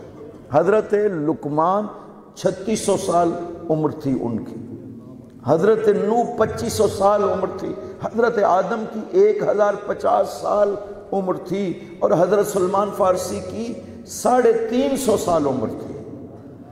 تو یہ سب خدا کا عطا کرتا ہے۔ تو خداوند عظیم اگر کسی کو زندہ رکھنا چاہتا ہے تو ارادہ خدا میں تو کوئی کمی نہیں ہے۔ ایک سوال یہ کیا جاتا ہے کہ امام کیسے آ کر کے اس کائنات میں حکومت الہی کو قائم کر سکیں گے جبکہ اتنی قوتیں موجود ہیں، لوگوں کے پاس اسلحہ موجود ہے، حکومتیں قائم ہیں، اور کہتے ہیں حجاز میں آنا ہے، مکہ میں آنا ہے، خانہ کعبہ میں تشریف لانا ہے، تو وہاں تو ایک حکومت قائم ہے پہلے سے، اور وہ بھی قدرت مند ہے، اور اس کے مدد کرنے والی قدرت مند قوتیں موجود ہیں۔ یہ سب کیسے حضرت آ کر کے ایک حکومت قائم کریں گے؟ لوگ اپنے ذہن کے لحاظ سے یہ سوچتے ہیں کہ ایسا بڑا بعید ہے کہ حضرت اس طرح سے نہ۔ خداوند عظیم نے قرآن کریم میں ایک لفظ بولا ہے، خدا قرآن کریم میں ارشاد فرماتا ہے وَنُرِيدُ أَن نَّمُنَّ عَلَى الَّذِينَ اسْتُضْعِفُوا فِي الْأَرْضِ وَنَجْعَلَهُمْ أَئِمَّةً وَنَجْعَلَهُمُ الْوَارِثِينَ۔ سورہ قصص میں 105 نمبر آیت میں خدا ارشاد فرماتا ہے کہ ہمارا ارادہ یہ ہے کہ ہم زمین میں انہیں حکومت اور حاکمیت عطا کریں جنہیں زمین میں کمزور بنا دیا گیا ہے۔ اب یہاں پر ان کی مرضی کی بات نہیں ہو رہی ہے، خدا کے ارادے کی بات ہو رہی ہے، اور میں جب ارادہ کر لوں تو کوئی قوت بھی مقابل میں کھڑی نہیں ہو سکتی۔ اس نے ابرہہ کے ہاتھیوں کو ابابیلوں سے مروا کر دلیل دے دی تھی، جب میں چاہوں تو ہر بڑی قوت پہ غالب آ سکتا ہوں۔ اللہ اکبر، یا رسول اللہ، نبی ولی موالی حلالی سبی بیجان چنر حیدری یا علی یا علی مشنودی علی ابن ابی طالب بلندر صلوات اللہم صلی علی محمد و آل محمد و عجل فرج اللہم صلی علی محمد و آل محمد و عجل فرجہ۔ خداوند عظیم اپنی قدرت کو قرآن کریم میں بیان کر چکا ہے تاکہ کسی کو تعجب نہ رہے۔ کہا کہ وہ لشکر لے کر کے آ جاتا ہے ابرہہ کعبہ کو گرانے کے لیے، وہاں پہ یہ ایمان اجداد پیغمبر جو ہے، یہ آج دنیا کہتی ہے نعوذ باللہ من ذالک کہ اجداد جو ہیں وہ مشرک، والدین بھی اجداد بھی سب کے سب مشرک دنیا سے گئے، جو بعد میں ایمان لے آئے ہیں وہ جنت میں ہوں گے اور اجداد پیغمبر نعوذ باللہ من ذالک نہ۔ یہاں پہ حضرت عبد المطلب کے ایمان کا اندازہ کریے، ابرہہ کو پیغام دینے کے لیے تشریف لے گئے، چونکہ آپ کے اونٹ پکڑ کر کے لے گئے تھے ان کے سپاہی، صرف پیغام دینا مقصد تھا۔ ابرہہ کو اس کو پیغام دیا گیا کہ عبد المطلب تشریف لا رہے ہیں، اور بڑی ہیبت تھی، حضرت کا بڑا نام تھا۔ ابرہہ نے استقبال بھی کیا، اور تشریف لے گئے تو آپ نے فرمایا کہ آپ کے بندے فوج والے جو ہیں نا وہ میرے اونٹ پکڑ کر کے لے آئے ہیں، میں انہیں چھڑوانے کے لیے آیا ہوں۔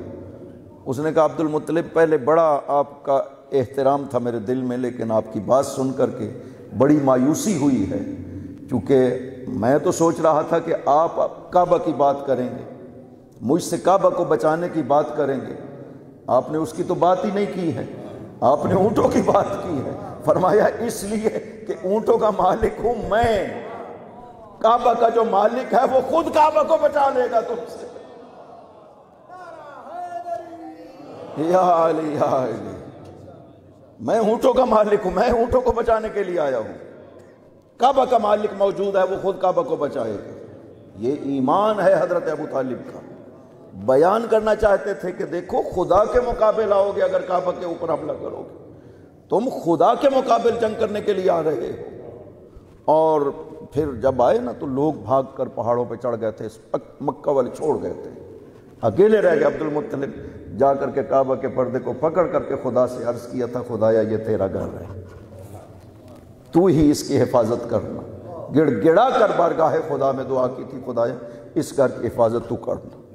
اور خداوند عظیم نے کیسی حفاظت کی ہے کہ ادھر سے ہاتھیوں کا لشکر آ رہا ہے اس کے گھر کو تباہ کرنے کے لیے، وہ ابابیلوں کو بھیجتا ہے، اتنا سا پرندہ ہے، ان کے پنجوں میں اور چونچ میں ایک ایک پتھر ہے، کنکری ہے، پتھر بھی نہیں ہے، چھوٹی چھوٹی کنکریاں ہیں، اور آ کر کے مارتے ہیں اور فنار ہو جاتا ہے لشکر پورے کا پورا۔ خداوند عظیم یہ دلیل دینا چاہتا ہے کہ جب کوئی قوت خدا ارادہ کر لیتا ہے تو پھر دنیا کی کوئی قوت جتنی بڑی بھی ہو وہ غالب نہیں آ سکتی۔ خداوند عظیم غالب آتا ہے، امر الہی غالب آتا ہے۔ لہذا کل جب حضرت تشریف لائیں گے وہاں بھی خدا فرماتا ہے وَنُرِيدُ، ہمارا یہ ارادہ ہے کہ ہم انہیں زمین میں حاکم بنائیں گے۔ اور جب ارادہ خدا ہو جاتا ہے تو کائنات کی قوتوں کو نہیں دیکھا جاتا ہے، قدرت خدا غالب آیا کرتی ہے کائنات کی قوتوں۔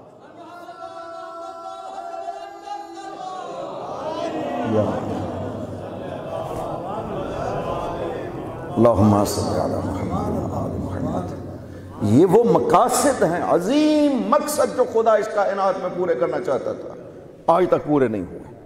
سورہ نور میں 55 نمبر آیت میں خداوند عظیم نے ارشاد فرمایا کہ میرے یہ مقصد ہے اس کائنات میں، وعد اللہ الذین آمنوا منکم وعملوا الصالحات لیستخلفنہم۔ تین کام خدا کہتا ہے کہ میرا وعدہ ہے اہل ایمان عمل صالح کرنے والی ہستیوں کے ساتھ، میرا یہ وعدہ ہے کہ تین کام کروں گا، لیستخلفنہم فی الارض کما استخلف الذین من قبل، زمین میں انہیں خلافت عطا کروں گا جیسے پہلوں کو دی تھی داؤد و سلیمان کو، ویسی ہی خلافت الہیہ پوری زمین میں۔ یہاں پہ وعدہ ہے پوری زمین کا، پوری زمین میں میں انہیں خلافت عطا کروں گا، خدا کرے گا۔ لیستخلفنہم، وہ خود نہیں، خدا کرے گا۔ خدا کہتا ہے میرا یہ وعدہ میں یہ کروں گا، جب خدا کرنا چاہے تو کائنات کی کوئی قوت روک نہیں سکتی۔ دوسرا کام وَلَا يُمَكِّنَنَّ لَهُمْ دِينَهُمُ الَّذِي ارْتَضَىٰ لَهُمْ، زمین میں اس دین کو نافذ کر دے گا جس دین پر خدا ان کے لیے راضی ہوا ہے۔ آپ جانتے ہیں ان الدین عند اللہ الاسلام، دین خدا کے نزدیک اسلام ہے۔ پھر ساتھ یہ قید کیوں لگائی ہے خدا نے کہ میں اس دین کو نافذ کروں گا جس دین پہ میں ان کے لیے راضی ہوا ہوں۔ اب دین ایک ہی ہے، اسلام، جس پر رضا کا اظہار خدا تب کرتا ہے جس دن دین میں ولایت علی شامل ہو جاتی ہے۔ یا علی مشکل گشاری حاجت روالی شیر خدالی ہر کوچہ ہر گلی علی علی غم نابی کون یاری یاری یاری نارا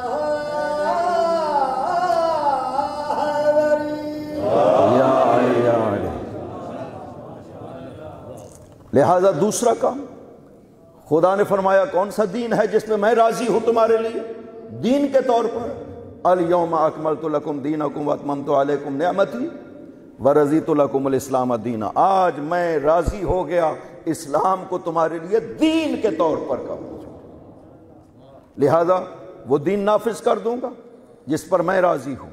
तीसरा काम, वला युबद्दिलन्नहुम मिन बाद खौफिहिम अमना, खौफ खत्म कर दूंगा, खौफ की जगह पे अमनियत, हर शख्स के अंदर एहसास पैदा हो जाएगा अमनियत का। ये तीसरा काम है। और चौथा काम जो रिवायात ने बयान किया है, पाक पैगंबर ने इरशाद फरमाया है, सुनन अबी दाऊद, इब्ने माजा, मुस्नद अहमद हम्बल, सब में ये रिवायत मौजूद है कि अगर इस ज़मीन से हत्ता एक दिन भी बाकी बच जाए, लौ लम यबका मिनल अर्ज़ इल्ला यौमुन लतव्वलल्लाहु ज़ालिकल यौम, एक दिन भी इस ज़मीन का बच जाए तो खुदा उस दिन को इतना लंबा कर देगा कि हत्ता यबअस रजुलन मिन इत्रती, खुदा मेरी औलाद में से, मेरी इतरत में से एक मर्द को मबऊस फरमाएगा। वो क्या करेगा? यमलउल अर्ज़ किस्तन व अदलन कमा मुलिअत ज़ुल्मन व जौरा, वो ज़मीन को अदल इंसाफ से भर देगा जैसे जुल्म और जौर से पहले भरी हुई थी ज़मीन। ये काम कहा मेरी औलाद में से एक हस्ती अंजाम देगी, वो तशरीफ लाएगा, दुनिया में मौजूद है, खुदा मबऊस फरमाएगा हत्ता यबअसा, एक रिवायत में है हत्ता युखरजा, ज़ुहूर देगा, दूसरी रिवायत में है उस हस्ती को खुदावंद अज़ीम इज़्न ज़ुहूर देगा, वो तशरीफ़ लाएगी और इन मकासद इलाहिया को पूरा करेंगे। यही वजह है छठे इमाम से जब सवाल किया गया, सवाल पढ़िए मोहम्मद व आले मोहम्मद, अल्लाहुम्मा सल्लि अला मुहम्मद व आले मोहम्मद व अज्जिल फ़रजह, या इब्न रसूलिल्लाह, आपकी हुकूमत क्यों कायम नहीं होती है? फरमाया खुदावंद अज़ीम हर कबीले को ये इजाज़त दे रहा है कि वो हुकूमत कायम कर ले, उन मकासद में से किसी मकसद को भी वो पूरा नहीं कर सकेंगे, यहाँ तक कि जब सब हुकूमतों को देख लिया जाएगा और फिर जब हमारी हुकूमत कायम होगी लोगों को पता चल जाएगा कि हुकूमत इलाहिया किसे कहते हैं। अल्लाहुम्मा सल्लि अला मोहम्मद व आले मोहम्मद व अज्जिल फ़रजहू। अमनियत कैसी होगी, दीन इलाही कैसा होगा जब नाफिज हो जाएगा? ज़मीन अपने सारे ख़जानों को बाहर निकाल देगी, नेमतें खुदा की आसमान से बरसेंगी। रिवायत में है कि लोग अपना सदका उठा करके फिर रहे होंगे और सदका लेने वाला कोई नहीं होगा। लालच होगा सब इंसानों में, इसी तरह के इंसान होंगे, लोग नहीं बदल जाएंगे कि कोई समझे कि सारे के सारे नेक बन जाएंगे, नहीं, जराइम भी होंगे, लेकिन वो निज़ाम ऐसा कायम होगा हुकूमत का कि जहाँ पे जो जुर्म करेगा वहीं पर उसे फ़ौरन सज़ा मिल जाएगी। लिहाजा वो 313 अफराद जो हज़रत के ख़ास असहाब हैं उनके लिए हुक्कामुल्लाह फ़ी अर्ज़िही, रिवायत में है कि ये ज़मीन में खुदा के हाकिम होंगे इमाम के नुमाइंदे के तौर पर। हज़रत उनको इरशाद फरमाएंगे जब हुकूमत कायम हो जाएगी, इरशाद फरमाएंगे जाओ दुनिया में फैल जाओ, हुक्म इलाही और अदल इलाही को कायम करने में मेरी मदद करो। वो अर्ज़ करेंगे या इब्न रसूलिल्लाह, जब हम आपसे दूर चले जाएंगे, अगर कोई हुक्म इलाही हमें पता न हुआ तो हम क्या करेंगे? फरमाया तुम अपनी हथेली में देखना, हुक्म इलाही लिखा हुआ तुम्हें हथेलियों में नजर आ जाएगा।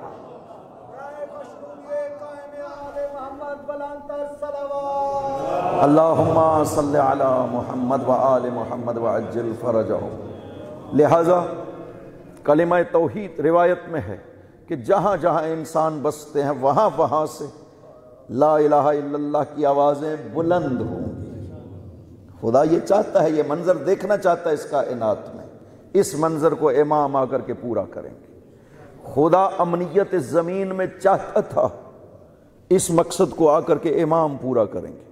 अजीब अमनियत होगी। मिसाल के तौर पर रिवायत में कहा गया कि शेर और बकरी एक ही घाट से पानी पिएंगे, दरिंदगी लोगों के अंदर से खत्म हो जाएगी।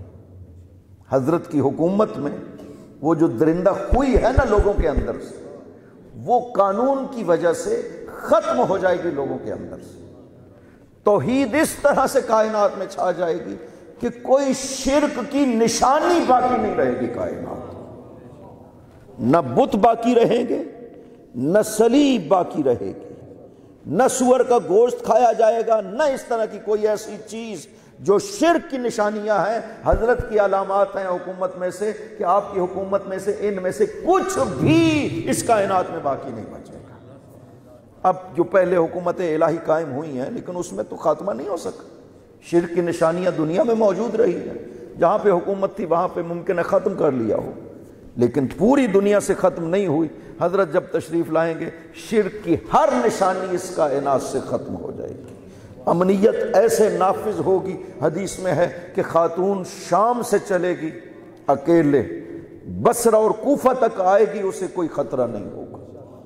دن میں چلتی رہے گی تب امن میں رہے گی، رات میں چلتی رہے گی تب امن میں رہے گی۔ امن ایسا ہوگا اور عدالت ایسی ہوگی کہ روایت میں ہے کہ لوگوں کے گھروں میں عدالت داخل ہو جائے گی۔ ظلم کا تصور نہیں۔ یہاں پہ دو لفظ ہیں روایت میں ہے، قسطن و عدلہ۔ حضرت دو کام کریں گے، قسط بھی لائیں گے اور عدل بھی لائیں گے۔ عدل کا مطلب ہے حقدار کو اس کے حق کے مطابق عطا کرنا، جس کا جو بھی حق ہے وہ عطا کرنا، اور قسط کا مطلب ہے ناحق کسی کو نہ دینا۔ لہذا جتنا بھی ناحق لوگوں کے پاس موجود ہے حضرت واپس کروائیں گے۔ حق کبھی پرانا نہیں ہوتا۔ نسلوں نے پہلے اگر غصب کیا ہوگا کسی کا مال، حضرت کہیں گے واپس کرو، تمہارا نہیں ہے، یہ زمین جو تم سمجھ رہے تمہاری ہے، تمہاری نہیں ہے، یہ تمہارے اجداد نے غصب کی تھی، فلاں کیا، جاؤ واپس کر کے آؤ، تب میرے پاس آنا۔ یہ مشکل مرحلہ ہوگا حضرت کے حضور حاضر ہونے کے لیے، یہ مشکل مرحلہ ہے، چونکہ قسط و عدل ہونا ہے، لہٰذا جو عدالت کے تقاضے ہیں وہ پورے کروائیں گے۔ ہر کسی سے جو بھی حضرت کے سامنے جائے گا عدالت کا تقاضا تو پورا کرنا پڑے گا، لہٰذا وہ ایک خوبصورت ترین دور ہے جو آگے آنے والا ہے۔ ہم ہیں اس کے منتظر، اور اس انتظار کا مطلب یہ ہے کہ اپنی تربیت اس طرح کریں کہ کل امام کے ساتھیوں میں سے شمار ہو سکے۔ یہ ہے انتظار کا معنی۔ انتظار کا معنی یہ نہیں ہے کہ میں بیٹھا ہوں وہ فلاں نے آنا ہے اس کا انتظار کر رہا ہوں بیٹھ کر کے، اپنی زبان میں جو انتظار کا معنی ہے وہ نہیں ہے۔ انتظار کا مطلب ہے کہ اس کے آنے کے لیے اپنے آپ کو تیار کرنا تاکہ میں ان کے ساتھیوں میں سے شمار ہو سکوں۔ دعائے عہد پڑھا کریں، 40 دن صبح پڑھیں ہر روز۔ خداوند عظیم حضرت مومنین کو اسی طرح سے ہے، قبروں میں بھی چلے جائیں تو فرشتے جو ہیں وہ آ کر کے قبروں میں کہیں گے کہ اٹھو تمہارے امام کا ظہور ہو گیا ہے، اگر شامل ہونا چاہتے ہو تو تمہیں خدا نے اختیار دیا ہے، جاؤ اپنے امام کے ساتھ شامل ہو جاؤ، آرام کرنا چاہتے ہو تو آرام کرو اپنی قبر میں۔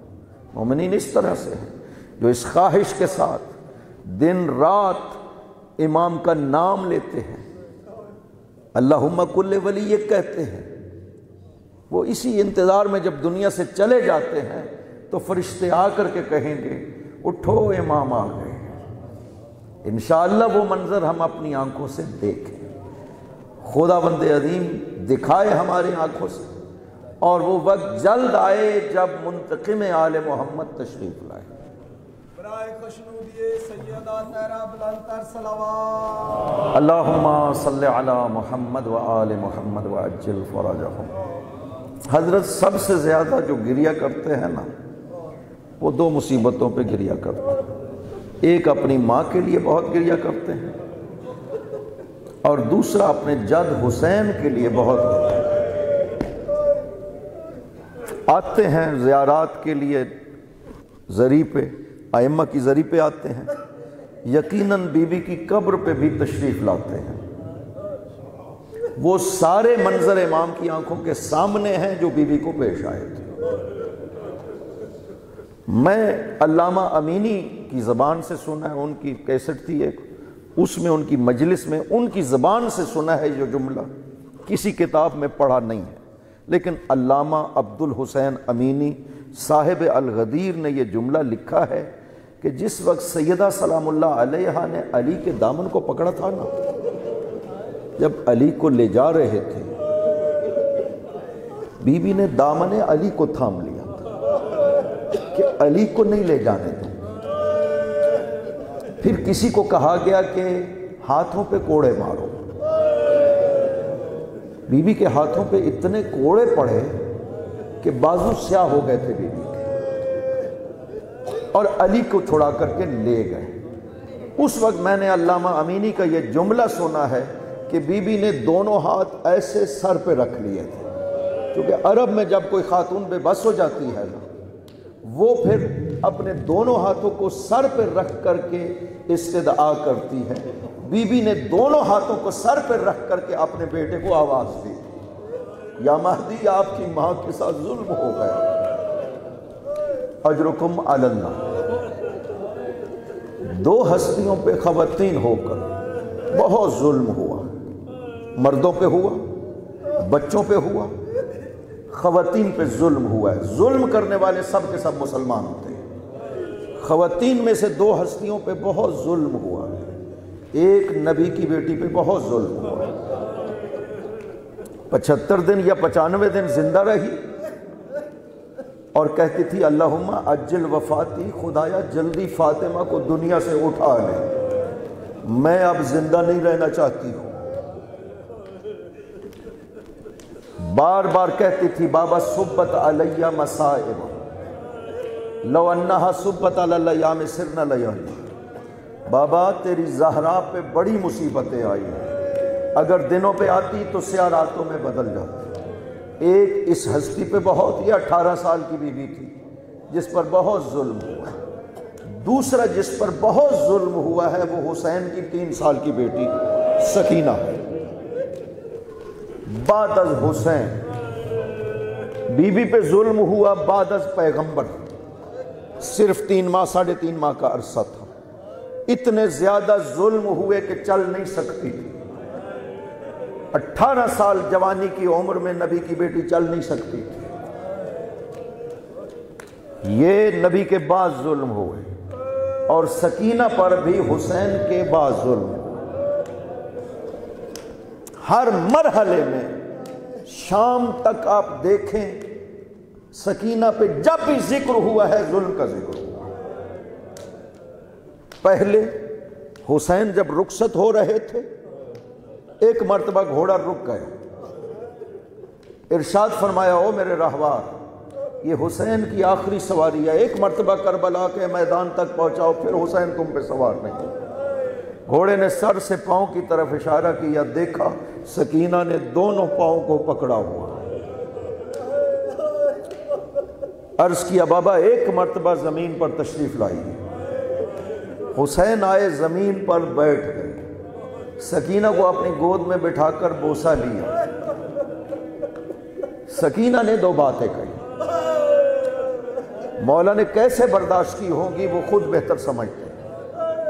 پہلی بات میں یہ جملہ کہا بابا میں بہت پیاسی ہوں، بابا مجھ سے اب پیاس برداشت نہیں ہوتی۔ یہ عاشور کی عصر کا وقت، مقتل نے 9ویں محرم کی رات کو سکینہ کی پیاس کو بیان کیا ہے کہ 9ویں محرم کی رات بی بی سکینہ کہتی ہے کہ جب پیاس کا اتنا غلبہ ہو گیا کہ میرے لیے پیاس ناقابل برداشت ہو گئی، میں آئی اپنی پھوپھی کے خیمہ میں کہ پھوپھی سے کہوں پھوپھی اماں اصحاب میں سے کسی کے خیمے میں بھیجے، ایک گھونٹ پانی مجھے مل جائے، اب میں برداشت نہیں کر سکتی۔ سکینہ کہتی ہے جب میں آئی نا پھوپھی کے خیمے میں نے دیکھا کہ پھوپھی نے علی اصغر کو اٹھایا ہوا ہے، اور پیاس سے علی اصغر کا حال یہ ہے کہ سر ڈھلکا ہوا ہے، پھوپھی کبھی کھڑی ہوتی ہیں کبھی بیٹھ جاتی ہیں۔ سکینہ کہتی ہے میں نے جب علی اصغر کی یہ حالت دیکھی میں اپنی پیاس بھول گئی۔ یہ حال تھا سکینہ کا 9ویں محرم کی رات۔ 9ویں محرم کا دن گزرا، 10ویں کی رات گزری، اور 10ویں کا عصر آ گیا۔ عصر عاشور اپنے بابا سے عرض کرتی ہے بابا میں بہت پیاسی ہوں، بابا اب پیاس مجھ سے برداشت نہیں ہوتی ہے، بابا آپ تو امام ہیں، زمین میں حکم دینا پانی کو، وہ باہر نکل آئے میں پانی پی لوں۔ کہا بیٹی میں حکم دوں گا پانی باہر آ جائے گا، لیکن یاد رکھنا آج اگر تم نے پانی پی لیا تو قیامت کے دن تمہارے نانا کی امت پیاسی رہ جائے گی۔ یہ سننا تھا، ہاتھوں کو باندھ کر کے کہا بابا مجھے پانی نہیں چاہیے، میرے نانا کی امت پیاسی نہ رہ جائے قیامت کے دن۔ اجرکم علی اللہ۔ دوسری جو بات کی سکینہ نے اس سے بھی سخت تھی، عرض کیا بابا میں صبح سے لے کر اب تک دیکھ رہی ہوں، جو بھی میدان میں گیا ہے وہ واپس نہیں آیا۔ بابا مجھے پتا ہے آپ بھی چلے جائیں گے، آپ بھی واپس نہیں آئیں گے، مجھے کوئی پیار نہیں کرے گا۔ بابا ایک مرتبہ اسی طرح پیار کرے نا جیسے یتیموں سے کیا کرتے ہیں۔ حسین نے سکینہ کے بوسے لینا شروع کیے، سکینہ نے چیخیں مار کر کے رونا شروع کیا۔ حسین نے کہا او میری سکینہ، ابھی سے اپنے آنسوؤں کے ساتھ حسین کے جگر کو چھلنی نہ کرو، اس لیے کہ آگے تمہیں بہت رونا ہے۔ کہہ دیا تھا حسین نے بیٹی سکینہ آگے آپ کو بہت رونا ہے۔ ایک ایک قدم پہ خیموں کو آگ لگی۔ حمید ابن مسلم کہتا ہے کہ ایک بچی باہر نکلی جس کے دامن کو آگ لگی ہوئی۔ میں نے کہا بچی، میں دوڑا بچی کے پیچھے آگ بجھانے کے لیے، بچی میرے آگے آگے دوڑی۔ کہا کہ او شیخ اب ہمارے پاس لوٹنے کے لیے کچھ نہیں ہے، اب نہ لوٹو۔ میں نے کہا بی بی میں آگ بجھانا چاہتا ہوں، لوٹنا نہیں چاہتا ہوں۔ کہا ہاتھ نہ لگانا، میں حسین کی بیٹی ہوں، تم غیر محرم ہو۔ میں نے پانی کا جام بھر کر کے دیا، میں نے کہا بچی پانی پی لو آپ پیاسی ہوگی۔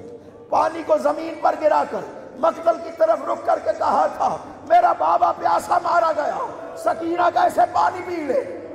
جب ذوالجناح خیموں میں واپس آیا سب سے پہلے سکینہ باہر گئی، ذوالجناح کے گلے میں بازو ڈال لیے، اپنی پیاس کا ذکر نہ کیا، ایک سوال کیا او میرے بابا کے گھوڑے مجھے بتاؤ میرے بابا کو پانی پلایا گیا یا پیاسا مارا گیا میرے بابا؟ اجرکم علی اللہ۔ زندان شام میں گزر گئی سکینہ، غسل دینے کے لیے جب شام کی عورت کو بلایا گیا، غسل دیتے ہوئے غسل چھوڑ دیا، آئی بی بی زینب کی خدمت میں۔ ایک سوال ہے بی بی مجھے بتائیے اس بچی کو کون سی بیماری تھی کہ جسم سیاہ ہو گیا تھا؟ کہا کوئی بیماری نہیں تھی، کربلا سے شام تک اتنا مارا گیا سکینہ کو کہ سکینہ کا جسم سیاہ ہو گیا۔ وَسَيَعْلَمُ الَّذِينَ ظَلَمُوا أَيَّ مُنْقَلَبٍ يَنْقَلِبُونَ۔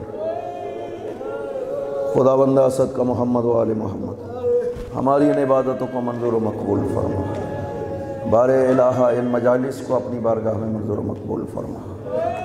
خدا بندہ جن دوستوں نے ان مجالس کا اہتمام کیا ہے ان تمام اراکین کی توفیقات میں اضافہ فرما، ہمارے مولا و آقا کے ظہور میں تعجیل فرما، ان کے قلب مقدس کو ہم سے راضی خوشنود فرما۔ جو علیل ہیں بار الہ ان کو شفائے کامل و عاجل عطا فرما بفضلک و رحمتک یا ارحم الراحمین۔